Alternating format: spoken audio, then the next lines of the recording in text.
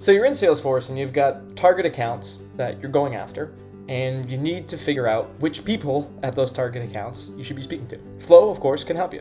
I'm going to click on Flow. I'm going to click on the search contact stream for LinkedIn. Now you could also do this through Sales Navigator. And finding the right people is just a matter of using title searches.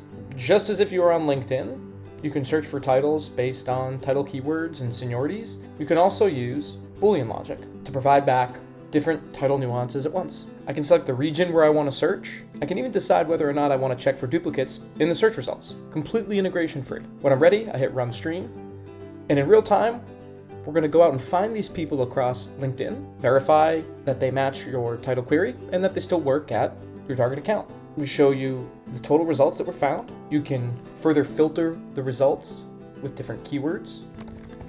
You can select individuals or multi-select multiple people at once to get all their contact information. Again, in real time, we'll identify and validate email addresses, display them for you across all the contacts, and then give you the ability to import anyone you want.